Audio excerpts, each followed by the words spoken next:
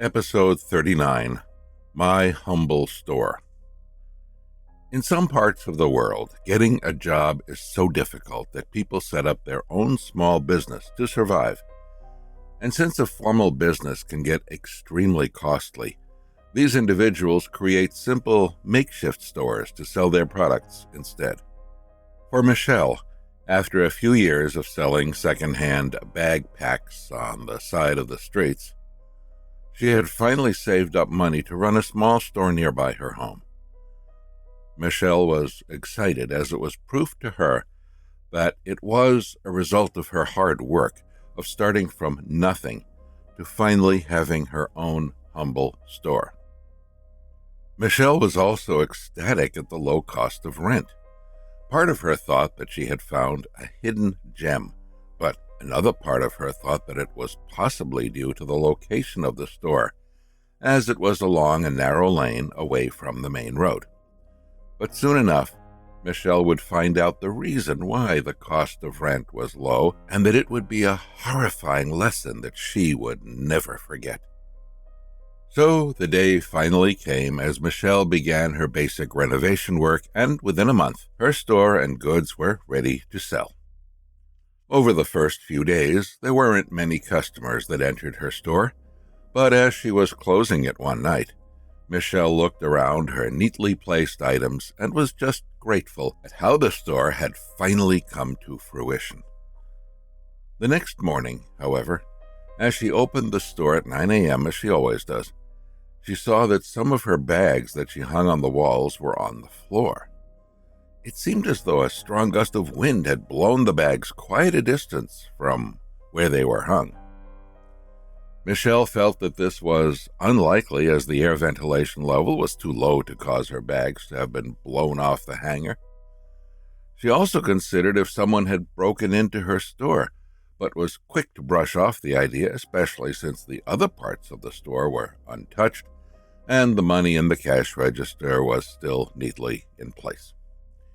So Michelle picked up her bags and hung them back up neatly and went about her day's routine of counting her stock and attending to the customers that came to her store. That night at around 10 p.m., Michelle closed her store after seeing that everything was in order.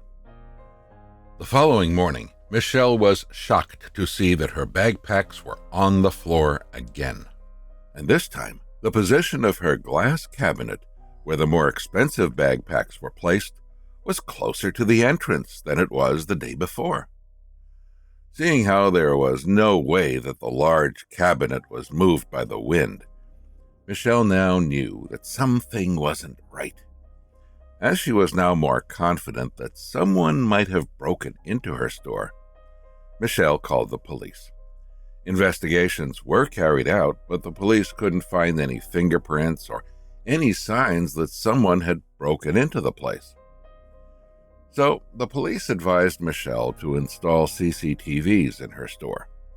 They told her that although it might be costly for a small business like hers, it would really help if her store was really broken into. The police also told Michelle to chain the front and back doorways, as it helped to prevent any intrusion. That same afternoon, Michelle ordered CCTV cameras to be sent and fixed at her store. And after she confirmed that all her bagpacks were in place that night, Michelle chained up her store and went home. Michelle came back the next morning, and to her horror, there were more bags on the floor. Her cash register was open, and the glass cabinet was now leaning against the wall, as though someone had pushed it to the side as they were walking past. Michelle hurriedly went to view over her CCTV footage while thinking that it was also impossible that someone had broken into her place, as the front and back doorways were still completely chained up when she arrived. Upon looking at the CCTV footage that faced the entrance points, Michelle reviewed the tape from the night before.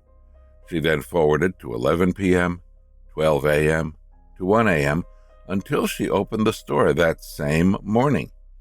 Michelle saw that no one had even attempted to break into her store. Then Michelle reviewed the other footage that showed her entire store. Michelle sped up the footage as how she did earlier, until 1 a.m., and her bagpacks were still in place.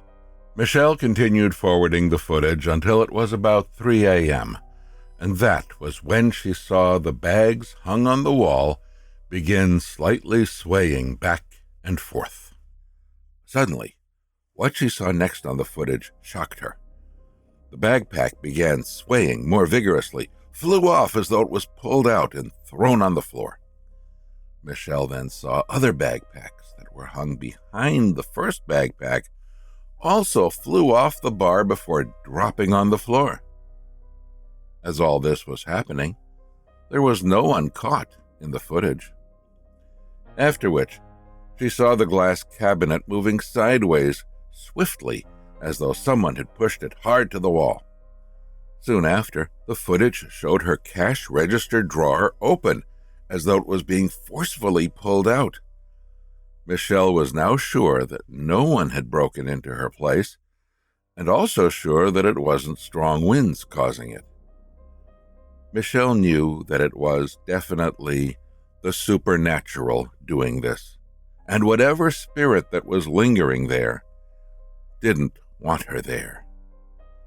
Michelle also now realized why the store's rent was so low. It had nothing to do with the location of the place or how small the store was. It had everything to do with the fact that the store had haunting disturbances. So, as she had just begun paying the year's worth of rent and really wanted to continue her store's business, Michelle thought about what she could do to solve the problem. So she called up one of her close friends, Bella, who stayed in the neighborhood as well. Bella told Michelle that such activities are very common in shop units, as it was exactly where war prisoners would be captured and tortured in the past. Michelle then asked Bella if there was a possible way to get rid of such activities in her store, as she was more worried than afraid that over time her store and her goods would be ruined. Bella told Michelle that she would try to ask around for help, and they hung up the phone. Michelle then proceeded to clean up her store and stored the glass cabinet away, as she wanted to minimize further damage before the matter was resolved. She went about her day's operations thinking that such poltergeist incidents would never happen as long as she was at the store, especially since it was still in the day. But in the afternoon, after her only customer in the store at that point of time had left, Michelle was alone in her store when she felt an intense presence, even though there was no one else around. The bagpacks hung on the bar again began swaying aggressively again, and right when Michelle noticed it happening, it flew forward and hit Michelle in her face. It was as though whatever spirit that was in the room wanted to harm Michelle for having the intention to get rid of it. As Michelle was still shaken with what had just happened, she saw a couple of her other small purse and keychains that were placed near the back of the store fly right towards her face as well. Feeling terrified now, Michelle impulsively ran out of the store and called Bella again. Right on time, Bella arrived with an older man, whom Michelle recognized as Mr. Harold, who was one of the religious leaders in the area. Seeing how Michelle looked terrified and had cold sweat dripping down her face, Bella asked Michelle what had happened. Michelle calmed herself for a brief moment before eventually telling Bella and Mr. Harold what had happened.